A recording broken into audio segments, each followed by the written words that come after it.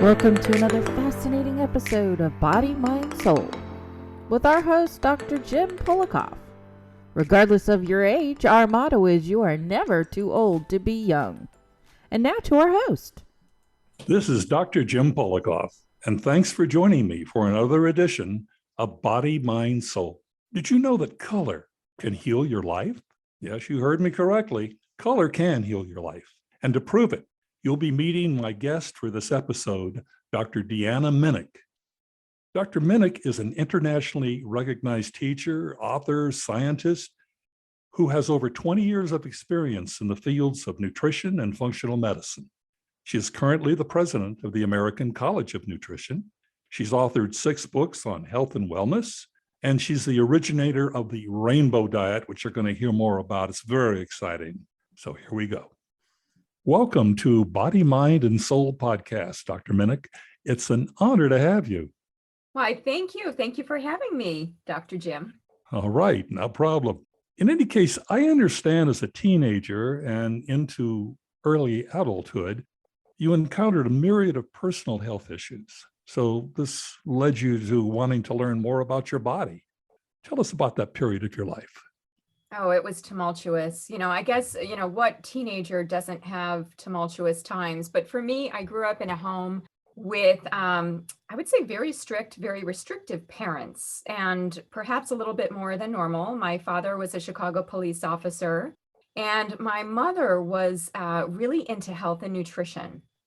And she was definitely ahead of her time. This is the 1970s when it really wasn't the trend to be into what you're eating. And so, there was a lot of restriction around food and eating, and I couldn't have a lot of things. I'd go to Girl Scout campfires and I'd have to bring my own food, and I'd have these strange lunches that I'd have to bring to school.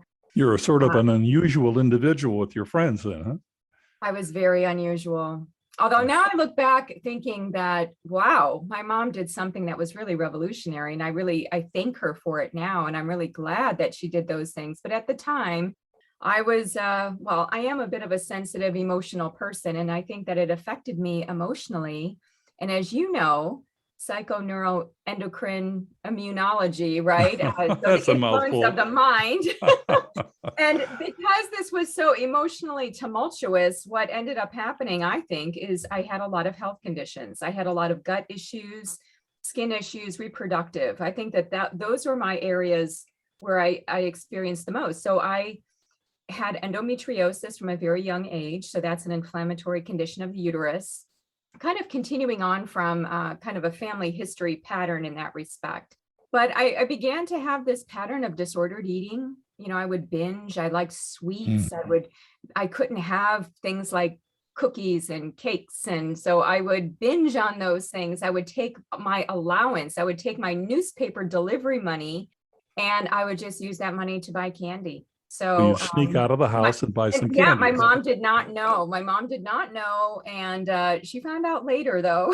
My sister was in on it with me. I was the oldest, and my younger sister was in on it with me. But it was, I think that really laid the groundwork for the next phase of my life. But so what I would do is I would start to get these symptoms. I had gut issues. I had anxiety. I look back now at all the things I had and how I could have remediated those things very easily with food and lifestyle. But, when you're in your own, I would say like you're in your own bubble, you don't really see those things. So, and particularly when you're younger, that has a lot to do with it. Obviously, absolutely. we haven't hit the edge of maturity as yet. So, No. But it's interesting that while you were earning your doctorate degree and your master's degree as well, but your doctorate afterwards, you realize there's more to standard medical treatments than just curing our ills. So you went abroad to study Chinese energy medicine, and you felt drawn to begin painting vivid colors and abstract shapes. And then you began seeing people, if I'm correct, through warming colors. Well, through any colors. Yeah, color became my medicine. So yeah, I was trained as a classical academic scientist, right? So I went and I studied, my undergraduate degree was in biology. I went on for a master's degree to study, of all things, human nutrition and metabolism. And then I went on for my PhD in medical science, and the focus of my dissertation was essential fatty acids. And all the while, I was still having issues, right? It wasn't like I completely healed myself. I felt like all of this study was a quest for me to better understand who I was, whether it was body, mind, emotions, all of those things. And I often hear from other people in the healing arts that one of the things that started them on their health journey was having a personal crisis. So yes, in some of my days when I wasn't feeling as good, what I turned to was something bright and vivid, which was color.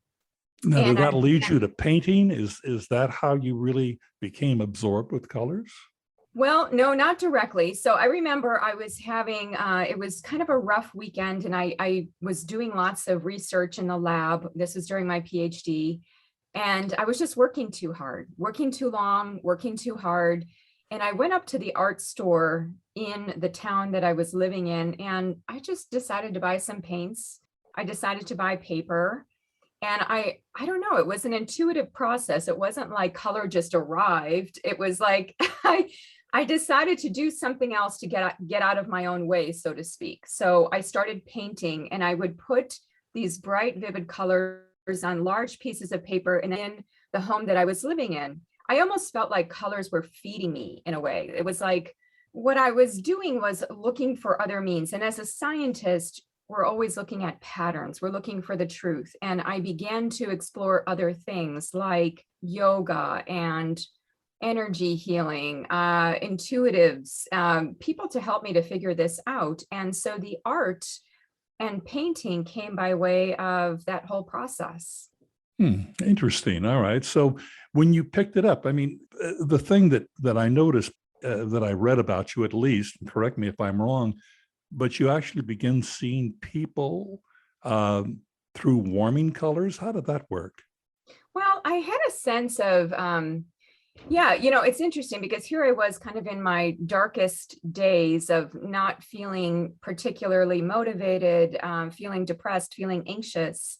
And as I began this whole process of working with color and painting, I began to connect to people in terms of energy, meaning that I'd get impressions of people as colors. And the way that translated into my life was if I felt particularly inspired by somebody, I would paint them. I would paint them as a color. And I've painted for very few people, but the people that I've painted for, they were very significant in my life. And so one example is, one of my mentors, I painted him as an aquamarine color. I kept seeing him as an aquamarine. I had another friend at earlier in life, and she really helped me to understand the natural healing space a little bit more. And I painted her as pinks and golds and melon colors. And it's nothing specific. I can't say that. And sometimes people will say, well, what color do you see me as? And I kind of have to tune in. And I think that people have connections to colors that might be more constitutional. And I think that certain colors might come into our lives at various times as well, healing. It's interesting because you mention in what you write, you mention the combination of mind, body, and spirit. And what you're talking about really appears to me, at least, to be spiritual. You're able to pick up on cues of people. I mean, often when they talk about afterlife and what we see each other as in afterlife, we see ourselves as colors. So you're probably well advanced into another phase of life that most people don't even understand or see. Well, I do have a lot of interest in spirituality and really looking at the whole spectrum of our beingness, right? One of the ways that color has come into my daily work as a scientist is through the colors of food.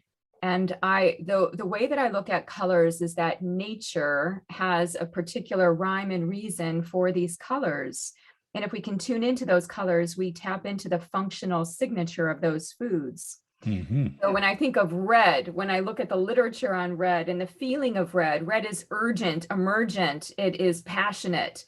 And when I look at the science, it's a lot about protection. It's a lot about antioxidant defense. It's about reducing inflammation or the redness. So the red foods help to reduce the redness within the body, so to speak. Not exclusively, but I can see patterns. Orange is a very playful color. It's bright, it's warming, it's inviting. And when I look at orange in nature, it corresponds to carotenoid compounds. Carotenoids are in plants.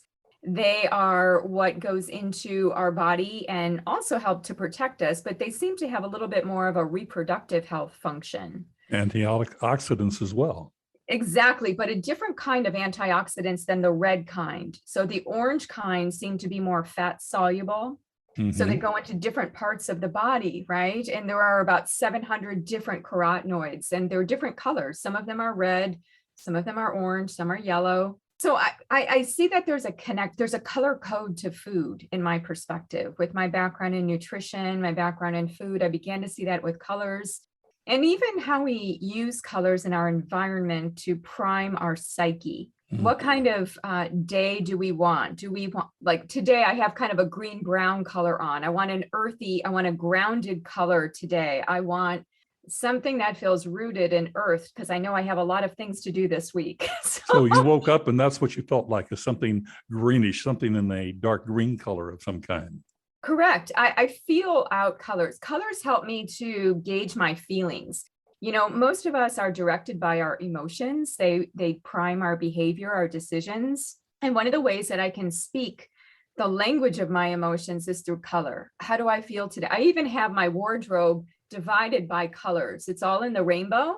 I have my red blouses. I have my orange. I have my white. I don't have much in the way of yellow. I don't feel like I'm drawn to wearing yellow, but I like to surround myself in yellow. I have a lot of green. Green is my favorite. Are you telling me you dress like you eat? Or I'm dressed, yes, or the other way around. But in some way, I think all the colors are so incredible. And even my niece, I have a 7-year-old niece. And when she was first born, it's very interesting because she and I were connected on color. And I wanted to know when she was 2, what was her favorite color? And even though she couldn't speak the color, she could point. She liked purple. She would wear purple. She preferred to wear purple. She would point to purple. It was like I was communicating with her through color. So I feel like color, just like you were saying, it is spiritual. There's something energetic. There's something subtle about it. I have been told that even people who are blind can feel color. There's a change of wavelength, frequency. There's a different dimension to color, right? We know about this just from, if you take white light through a prism, you see the different colors, the different frequency bands, the different separations, right? Well, one of the questions I have, and we want to get into colors and foods and your rainbow diet, et cetera, but let's talk about, first of all, what people are eating today, most people. I would refer to as a toxic diet, correct? So what are toxic diets in your mind? Brown, yellow, and white. Brown, yellow, and white. So what do I mean by that? Most people are having an inflammatory, accelerated aging, brown, yellow, and white diet. So they wake up, they have waffles and pancakes and cereal and breads and donuts and pastries, right? Brown, yellow, and white. These are foods that are devoid of nutrients that help to feed our vital force within, right? So if the food is processed, we're just giving that energy to the body, right? And we're just getting that quick blip of energy and it's gone. It takes more from us than gives us. So I think that's why I came out with the rainbow diet, because I was seeing that people and even, there were bouts in my life where I wasn't eating so well either. So having lots of, when I think of white foods as an example, so my mom, like flour, for example. Flour is white, right? Flour is white, salt is white, sugar is white. And I remember that when I grew up in the day of white bread, and I would be crying because all the other kids at school had white bread. There was something about white bread. And my mom gave me this brown, grainy, it was like it had seeds in the bread. And I would cry that I couldn't have the white bread. And she said, Deanna, just tell the kids at school, the whiter the bread, the quicker they're dead. Oh You my don't want goodness. white foods. You were so popular with Yeah, expressions like I know. that. It was funny because my sister, we compared notes later. My sister was able to trade her lunches, but for me, I stuck with it. But yeah, white foods, yellow foods. And you know what this represents to me, Dr. Jim, is that they're so burnt out. They're eating like they're living. So when we live fast lives, processed lives, when we don't have the ability to be thoughtful and to be present with where we are, I think we just move quick and we just take Mhm. whatever comes our way rather than intentionally take what is required for our body, mind, and emotions. Well, I understand you also believe it's not just the toxicity in food, but even if you're eating a healthy diet, if you have, let's say, toxic beliefs, that will impinge upon your ability to really benefit from a healthy diet. I'm so glad that you brought that up because the power of the mind is immense. And so if we have toxic ideas about the food we're eating, I think that only adds to the cascade that can happen in the body, right? Because if we're stressed, what Mhm. gets impacted? Our gut. And if our gut is impacted negatively, then we can't digest. We can't digest and rest. We're going to be on fight or flight. So now we have inflammation entering in just through our mind. So that's why sometimes when I can't be kind of on track with all things and I'm traveling, I try to settle into my mind. I try to remember to set an intention with my meal, have gratitude, be slower in terms of not eating fast, focusing more on the how of eating than on the what, and just do the best. My mom was also, I must say, she was very spiritual. I didn't mention this, but one of the things that catalyzed her connection to food was her connection to her faith. And I was raised Catholic, and one of the things was we always said grace before we ate. And Yes, so bless us our Lord for these thy the gifts. whole Yes. thing, exactly, All right. that was the one. Yeah. That was the one. And we would say grace. And I think about that as an adult of how beautiful it is, irrespective of one's religion, just to have a pause and to give thanks, whether it's to give thanks to the animals, give thanks to the plants, give thanks to nature, give thanks to the farmers, give thanks to everybody involved, right? I think it's so important to come from that place before diving into the food, right? We And set the perhaps stage even for that. meditate a bit as you're eating. I mean, some people do eat alone, or sometimes there's not much talk at the table.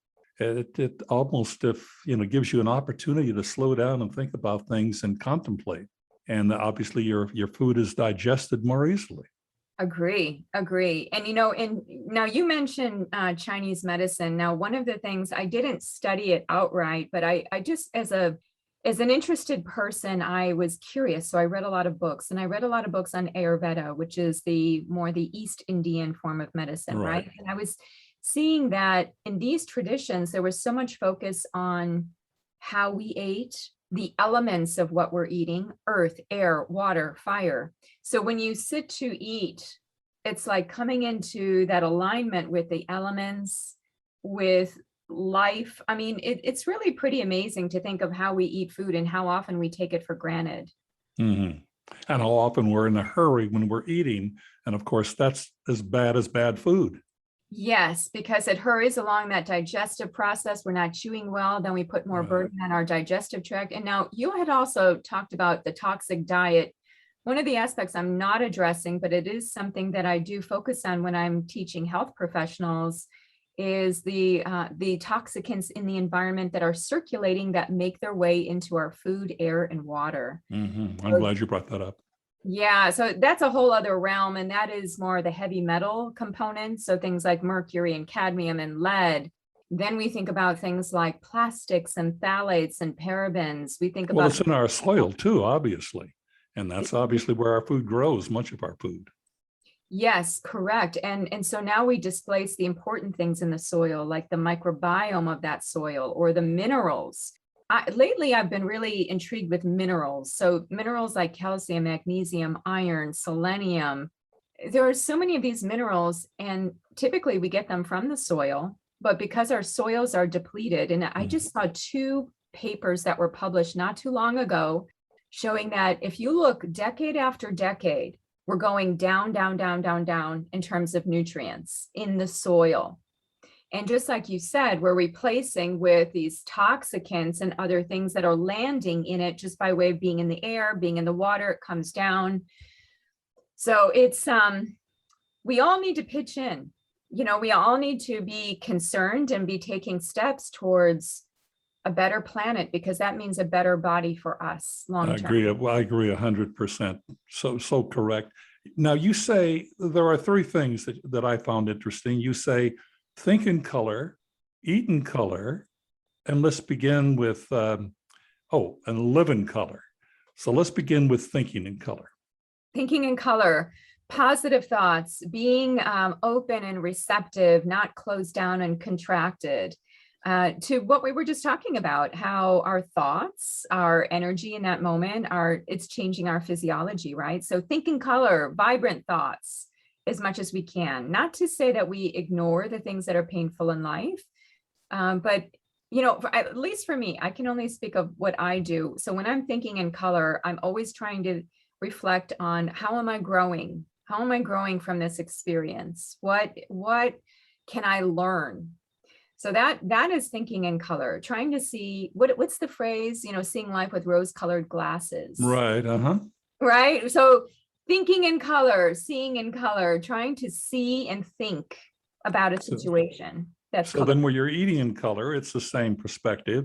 Obviously, dark meat. You know, when you think of a hamburger, what color is the meat, right? Right. It's dark meat, and it's a dark bun, a brown bun. So that obviously is more towards the toxic side.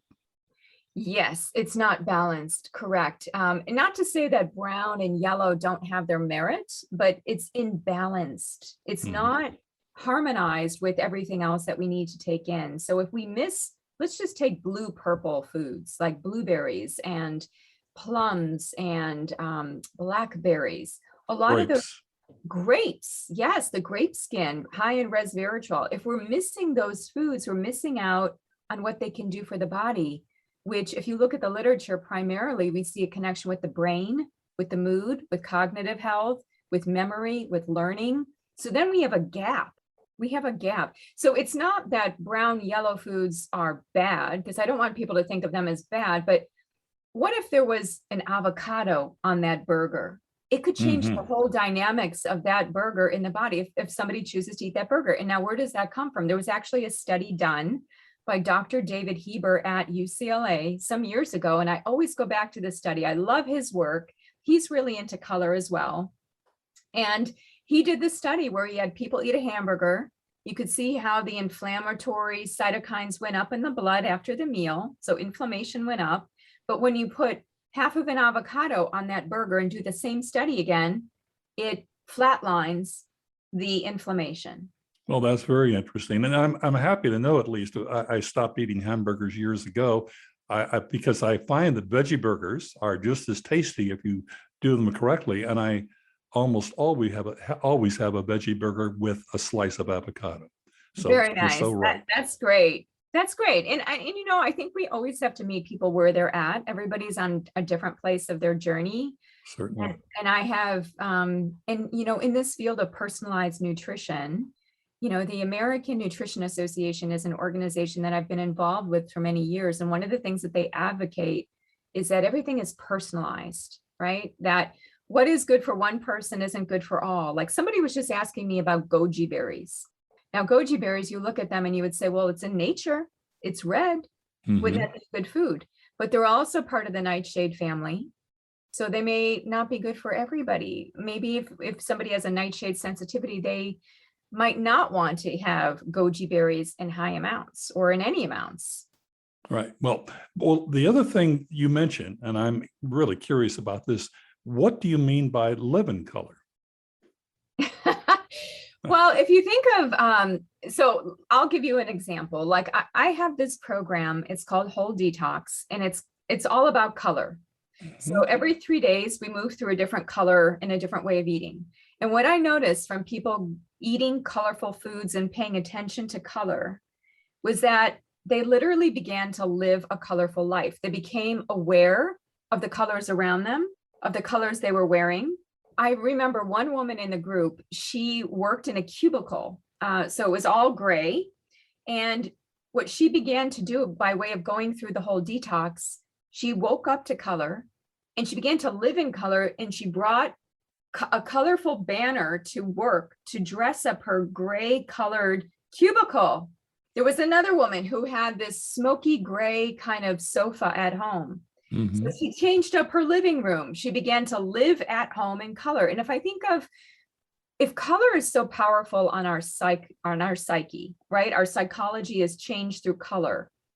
Then to think about the rooms that we live in, to think about the clothing that we wear to get a certain response. What about the car that we drive in? What about what we see every day?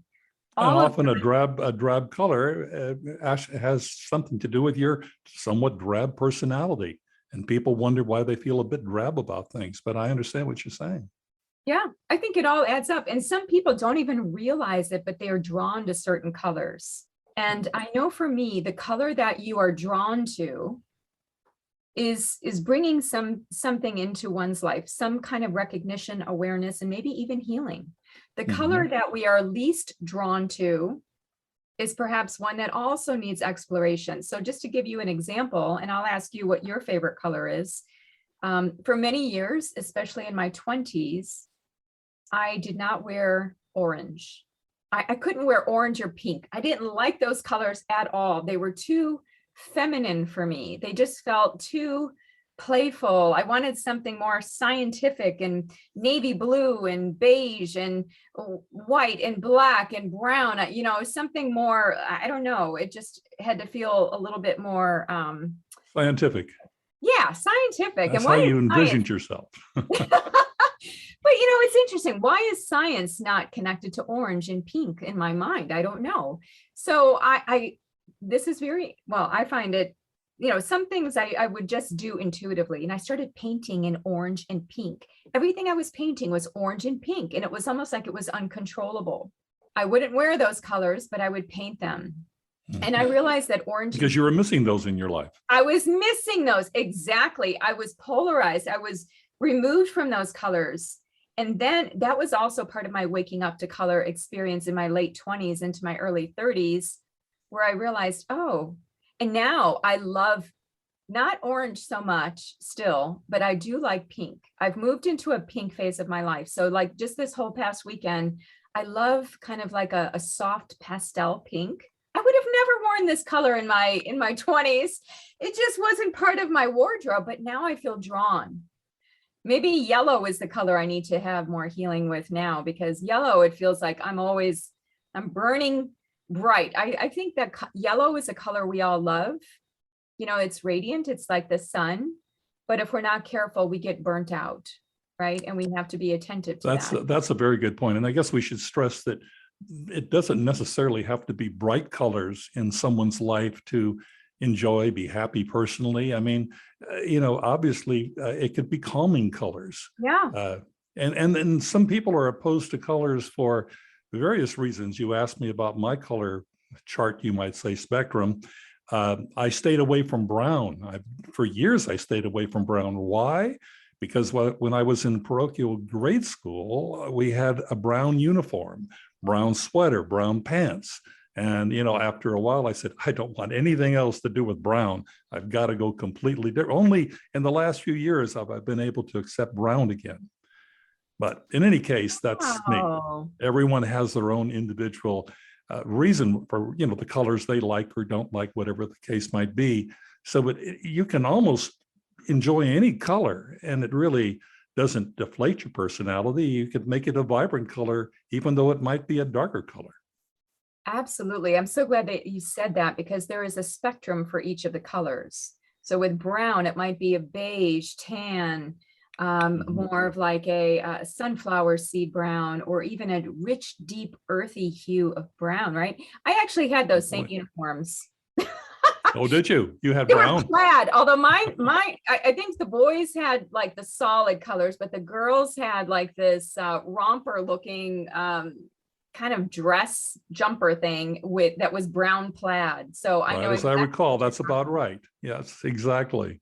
Boy, I tell you, our past, how they influence our present. But in any case, the other thing that I'm interested about is obviously since you've gotten into colors, your rainbow diet.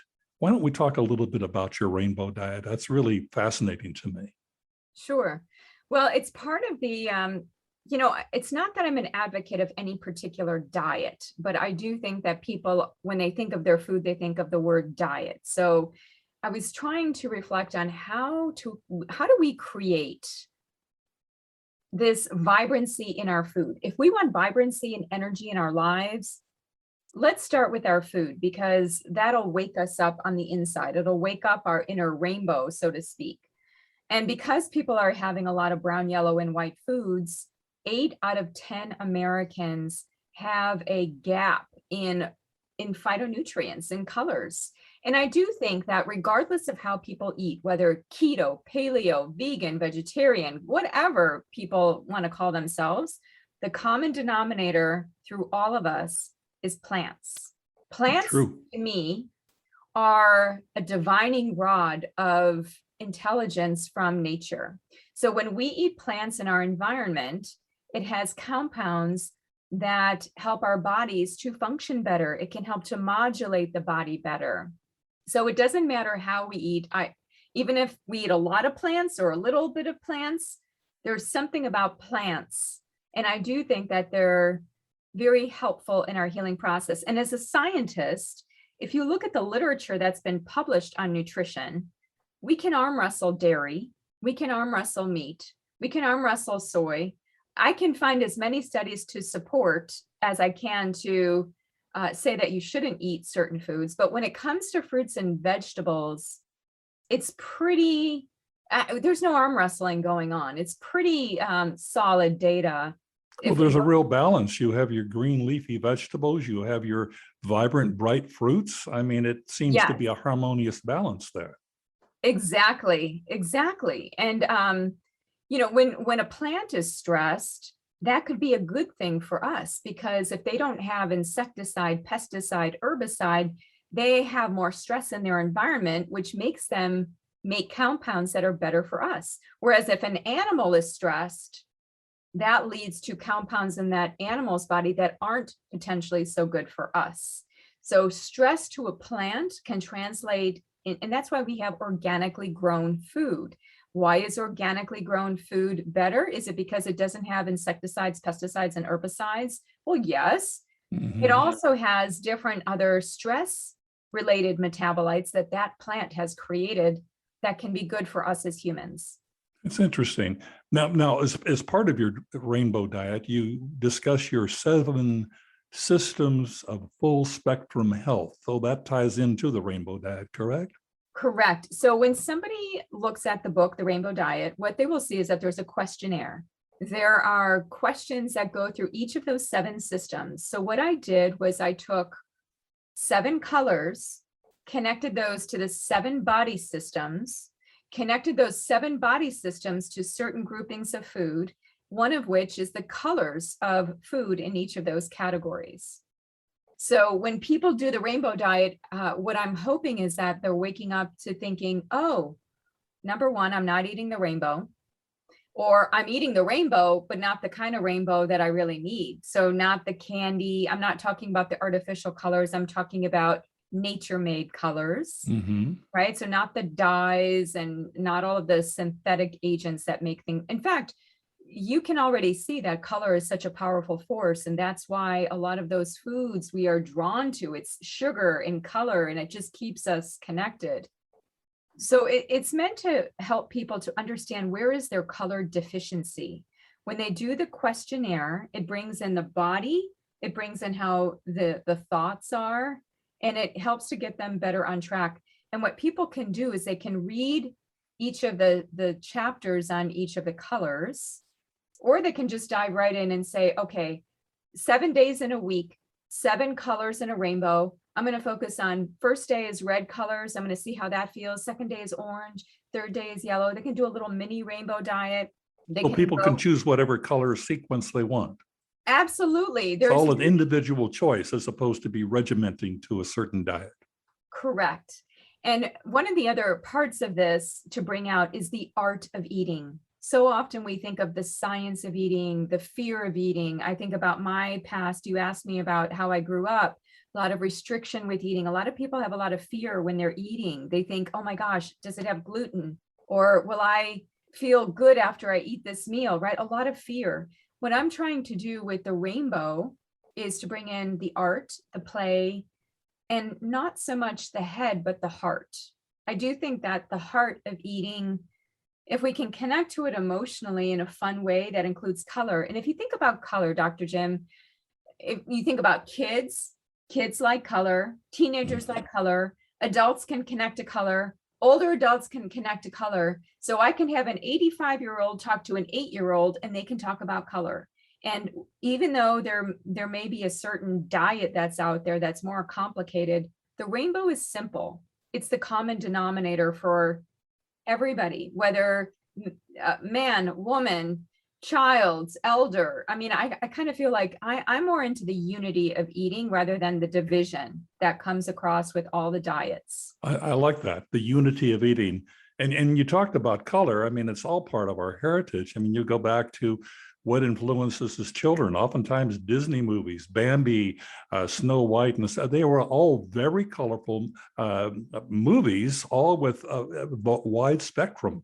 If you look back at those movies, we were influenced by that. And that's always been what we consider to be the colors we love. Absolutely. I think of the movie Wizard of Oz, right? Where yes.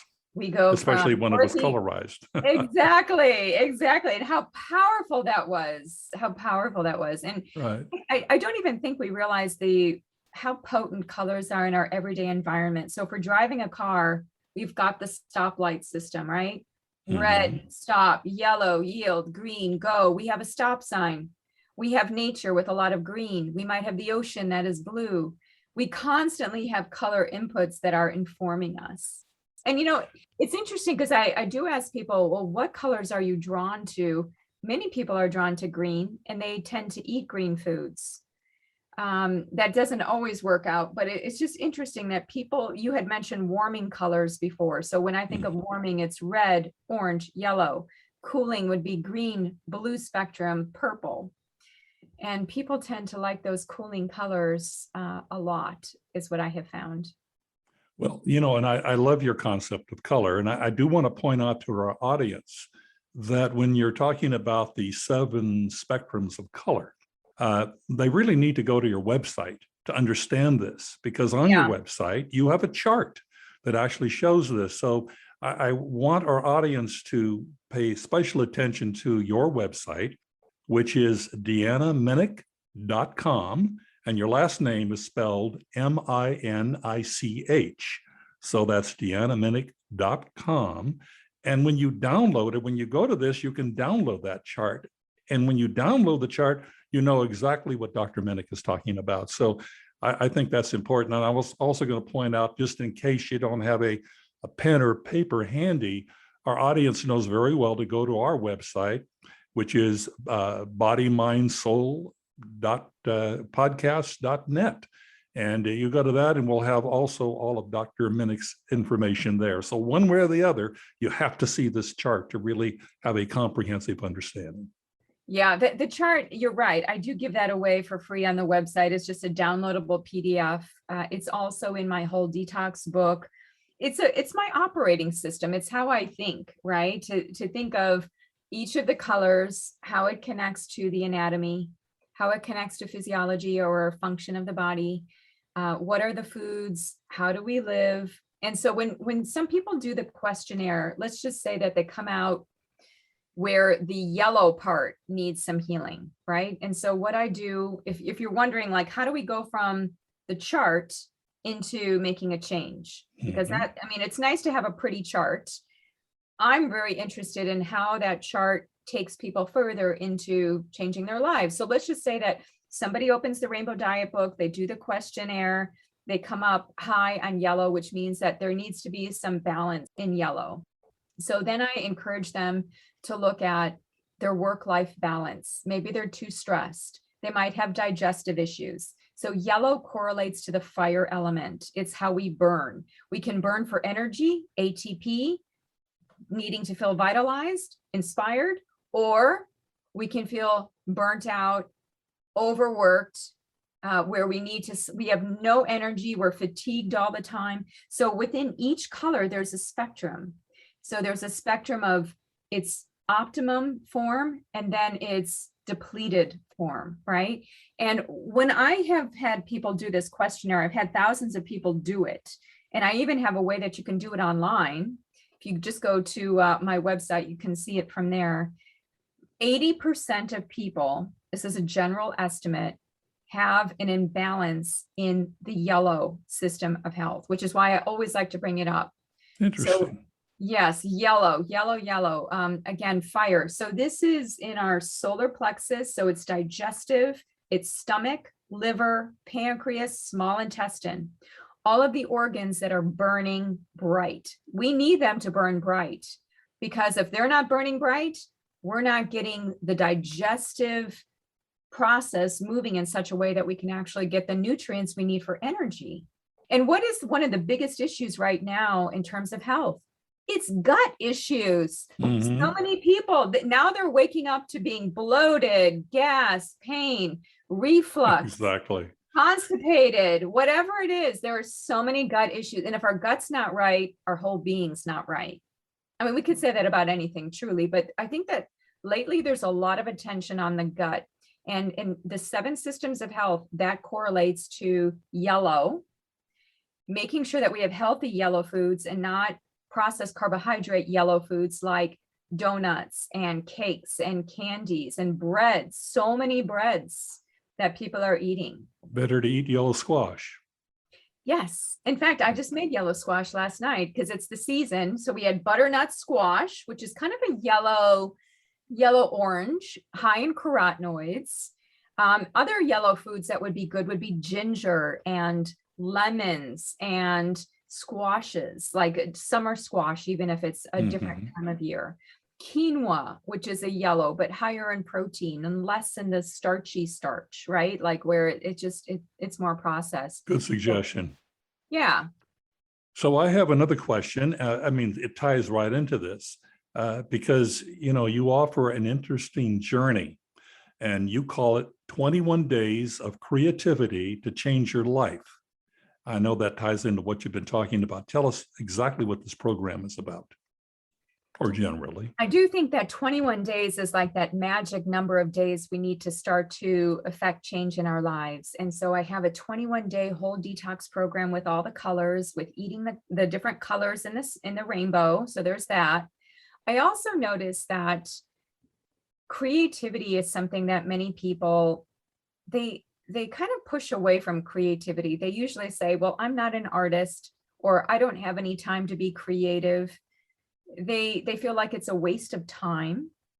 And it was part of my healing process, was to paint and draw and have wild colors on a canvas, to be looking at those colors. So what I do in the 21-day approach to getting more creative is it's online. You do it on your own. You just do it at your own pace, because I don't want to rush anybody through the creative process, but I do guide you. And so I identify that there are 7 different creative types. One is a food creative. One is a feeling creative. One is a thinking creative. So oftentimes the people who are always thinking and strategizing, or maybe they're in finance or accounting, they say, oh, I'm not creative. And I say, but you are. You use numbers. You use your mind to think and problem solve. That is a form of creativity. There's the moving creative. People who like to express with their bodies, whether it's through dance or more of a body-oriented art. Then there's the speaking creative. There's the visual creative. And then there's what I call the connection creative, who is the person who goes into nature and they get inspired maybe by a sunset or by the mountains, and then they begin to do something. They write poetry, or they feel somehow inspired in that great big whole of being connected. So I think that we have these 7 creative types, and I take the person through the journey of experiencing each of those creatives within. And then you can see, well, which one do I feel like I most resonate with? because they're not all equal. You know, some of them we give more attention to than others, and that's okay.